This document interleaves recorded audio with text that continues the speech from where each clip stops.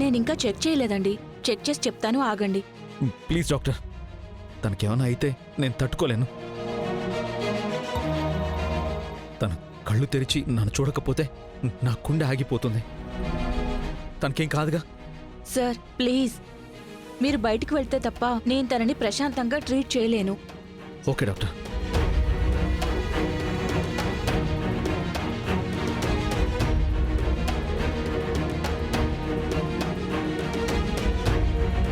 కానీ డాక్టర్, తను సార్ ముందు మీరు బయటకు వెళ్ళండి. జాగ్రత్తగా చూడండి.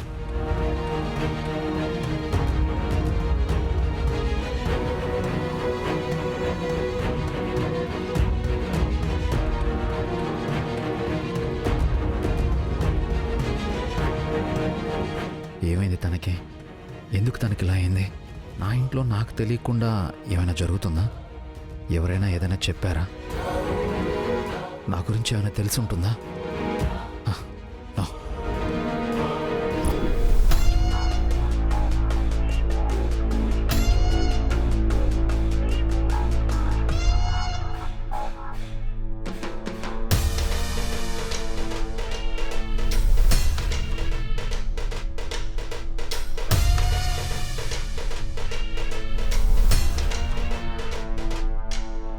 Nurse, nurse madam. Doctor Sunaina గారిని రమ్మని చెప్పు. అలాగే మేడం. డాక్టర్, జాను స్పృహలోకి వచ్చిందా?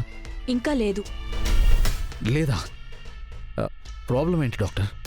తనకి నర్వస్ బ్రేక్ డౌన్ అయింది, అందుకే అలా అన్కాన్షియస్ లోకి వెళ్ళింది.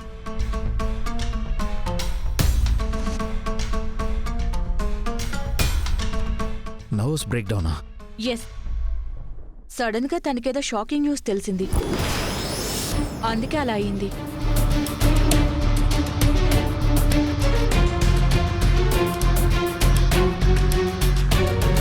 నైట్ అంతా తను హాయిగా పడుకుంది. ఇంకా షాకింగ్ విషయం ఏముంటుంది? ఎలా తెలుస్తుంది? నేను క్లియర్గా చెక్ చేశాకే చెప్తున్నాను. తనేదో షాకింగ్ అండ్ టెరబుల్ మ్యాటర్ తెలిసాకే అలా పడిపోయింది.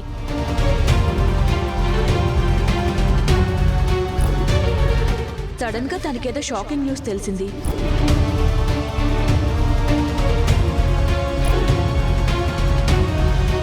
జానుకి సడన్ గా ఏం తెలిసి ఉంటుంది?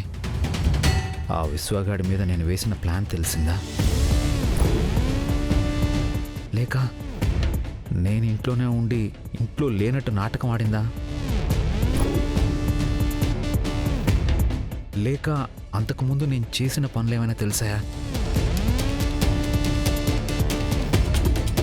జానుకేం తెలుసుంటుందో నేను ఇంటి వీడియో ఫుటేజ్ చూస్తే తెలిసిపోతుందిగా.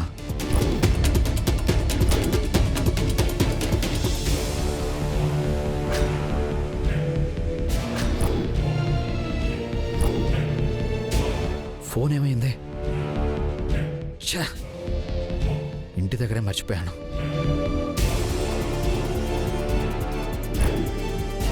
పోరా అమ్మా, బయటికి పోరా. వద్దమ్మా, ఇంట్లో ఉండదు. అమ్మా హరీష్, వద్దమ్మా, వదిలేయమ్మా, నీకు దండం పెడతానమ్మా. నువ్వు ఇంట్లో ఉండకూడదు. అమ్మా, అందరినీ కాదనుకొని కీర్తి నీకోసం వస్తే అంత నింద తన మీద వేసినా దుర్మార్గుడివిరా నువ్వు. అమ్మా నీ కాలు పట్టుకుంటానమ్మా. నువ్వు ఇంట్లో ఉండటానికి వీల్లేదు. అమ్మా. అత్తయ్య ఆగండి అత్తయ్య. ఇప్పటికిప్పుడు వెళ్ళిపోమంటే పాపం ఎటని వెళ్తాడు? ఎటైనా పోనివే, వీడు నా కళ్ళ ముందు మాత్రం వీడు ఉండకూడదు. వీడిని పాపం అని ఉండనిస్తే ఆ పాపం మనకి తగులుతుంది. ప్లీజ్ అమ్మా, నేనేం చేయలేదమ్మా. రేయ్, ఈ దొంగేడు ప్లేడవడం కాదురా.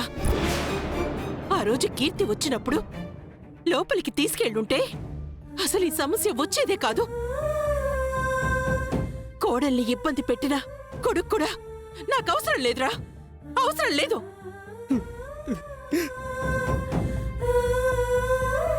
నాన్న, నువ్వైనా చెప్పు నా నమ్మకి నన్ను ఇంట్లోంచి పంపొద్దని.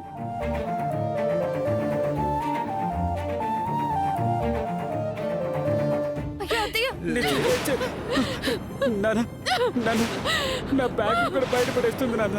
మీరైనా చెప్పండి నాన్న అమ్మకి. ఆ రోజు కీర్తి నన్నే ముందు కనీసం నా చెల్లి ఆ ఇంట్లో కోడలిగా ఉంది, నేను నా భార్యని ఇలా అవమానించి పంపిస్తే అక్కడ నా చెల్లిని ఏమంటారో అని కనీసం జ్ఞానం కూడా లేదారా నీకు? లక్ష్మి, ఇప్పుడు జరిగిపోయిన దాని గురించి ఎందుకు? జరిగిపోయిందని మనం అనుకుంటే సరిపోతుందా? అదే గుర్తు చేస్తూ అక్కడ తులసిని తల్లిలా చూసుకునే అత్త కూడా నానా మాటలంటోంది దాన్ని.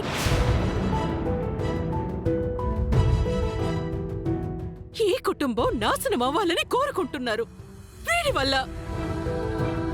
రేయ్, ముందు నడవరా, నడవరా. అమ్మా అది కాదమ్మా, నీకు దండం పెడుతున్నాను, ప్లీజ్ చెప్పేది. రేయ్, నువ్వు వెళ్ళిపోతావా లేక మమ్మల్ని ఇంట్లోంచి వెళ్ళిపోమంటావా? అమ్మా నీ కాళ్ళు పట్టుకుంటానమ్మా. లక్ష్మి, లక్ష్మి, లక్ష్మి, నా మాట విను. ఇప్పుడు వీణ్ణి ఇంట్లోంచి గెంటేసినంత మాత్రాన మన సమస్య తీరిపోతుందా? అక్కడ చావు దాకా వెళ్ళొచ్చిన కూతుర్ని ఇంట్లో పెట్టుకుని వాళ్ళంతా బాధపడుతున్నప్పుడు వీణ్ణింకా ఇక్కడ ఇంట్లో పెట్టుకుంటే మనకి మర్యాదే ఉంటుందండి.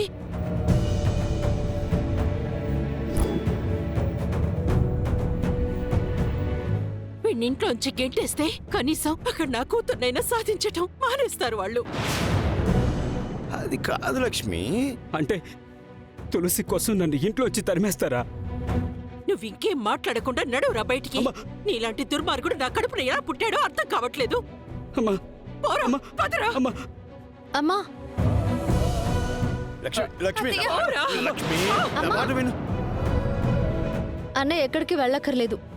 తులసి, అటు భార్యని ఇటు చెల్లిని కష్టాలు పాలు చేస్తున్నా వీడెందుకమ్మా ఇంకా ఇంట్లో ఉండాలి? జరిగిన దాంట్లో అన్నయ్య తప్పేం లేదమ్మా.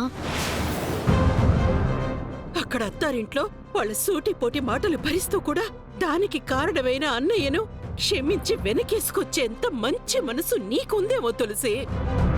కాని కొడుకు చేసిన తప్పుకి కోడలు శిక్ష అనుభవిస్తుంటే చూస్తూ ఊరుకునేంత గొప్ప తల్లిని కాదమ్మా నేను. వీడింకా అమ్మా, అమ్మా. ఇంట్లో ఉంటే నేనేం చేస్తానో నాకు తెలీదు. పోరా. వద్దమ్మా. ఆగమ్మా. అన్నయ్య అమాయకుడు.